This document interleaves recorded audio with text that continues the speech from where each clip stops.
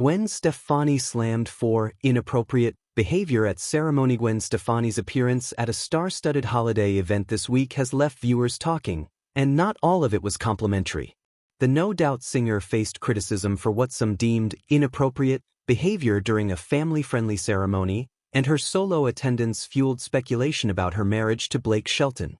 A solo red carpet appearance amid marriage rumors. The holiday season officially began at Rockefeller Center in New York City, with a towering 75-foot Norway spruce from East Greenbush, New York, taking center stage. Each year, a tree is kindly donated for the legendary lighting ceremony, which broadcast on NBC on Wednesday, December 3rd, with performers from a variety of genres. Gwen Stefani was among the performers, although she did not arrive with her husband, Blake Shelton. The couple, who married in 2021 after dating for nearly 5 years, have been the subject of continuous reports that their marriage is having difficulties. Fans and journalists alike noticed Shelton's absence, creating additional online discussion. A controversial performance. Fans and viewers alike reacted strongly to Stefani's change in style over the years, noting her transformation from ska-inspired looks to full-on glam. While her music remains beloved, her performance of Hot Cocoa drew criticism. The song itself is a sweet, festive love tune, but her short pink dress prompted backlash on social media. One viewer wrote that they could see her C******H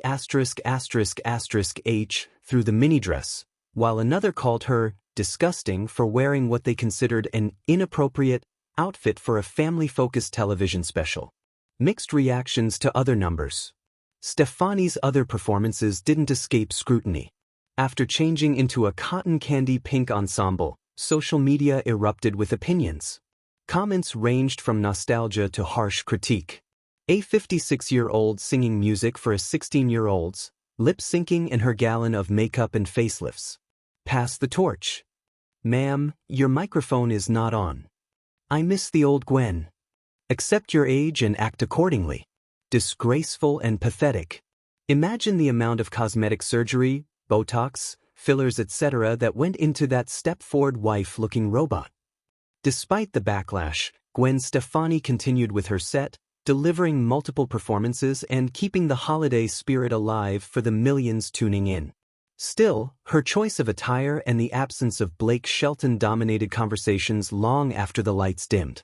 Be sure to catch up on everything happening with Gwen Stefani now. Come back here often for all Gwen Stefani spoilers, news, and updates. When the morning sun finally broke over Los Angeles, it did so reluctantly, dragging its soft yellow light across a city already trembling with gossip. The night before had birthed what the entertainment blogs were calling the Golden Windows incident, a headline so dramatic that no one particularly cared whether it meant anything at all. It didn't matter. It had a name, a scandal, and a celebrity attached to it. That was enough to push it into orbit. At the center of it, of course, stood Gwen Stefani, pop icon, fashion shapeshifter, and a woman whose gold-plated public image had, for nearly 3 decades, survived the kind of storms that would have swallowed lesser stars whole. But this time was different, or at least it felt different. The ceremony had been meant to celebrate her. Now it was her turn to be the celebration's villain. But to understand how the whispers turned to wildfire, we have to start at the beginning.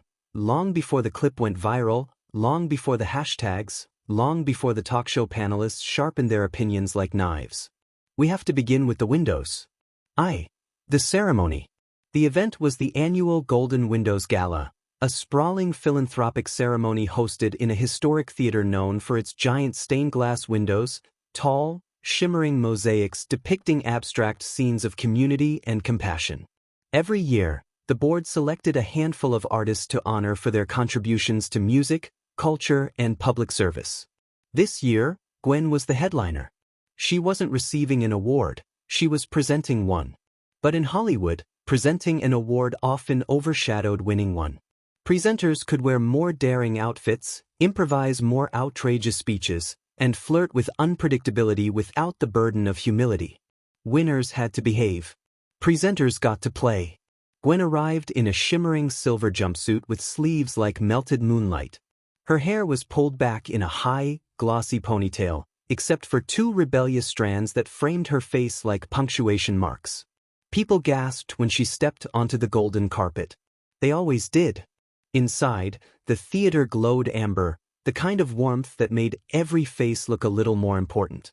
Her award envelope was placed on the podium backstage, embossed with her initials. She touched it once, lightly, as if to confirm it was real. Her only instructions had been clear. Keep it classy. Keep it short.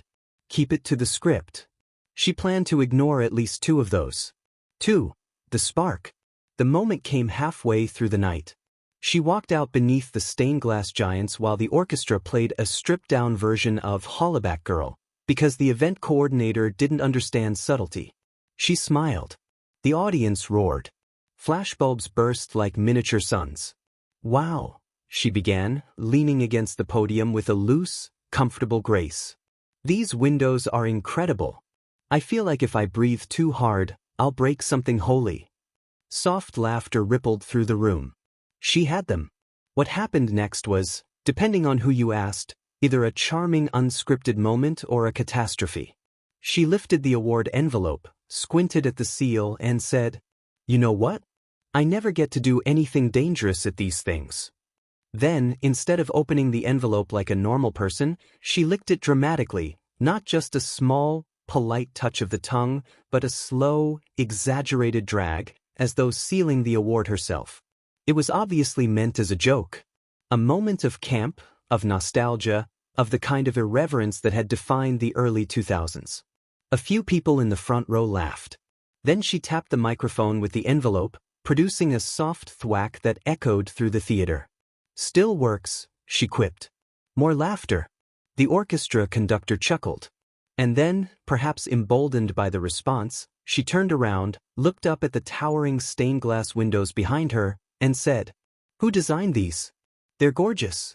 I want them for my house." She reached out, not touching the window, not even getting close, but stretching her hand upward in a theatrical swoop, as if presenting them to the world. That was the exact moment someone in the crowd took out a phone. Not to film her speech, but to film her hand. This detail would matter later. Gwen continued, oblivious to her soon-to-be infamous trajectory. She opened the envelope, announced the winner, hugged the honoree, walked off stage to applause.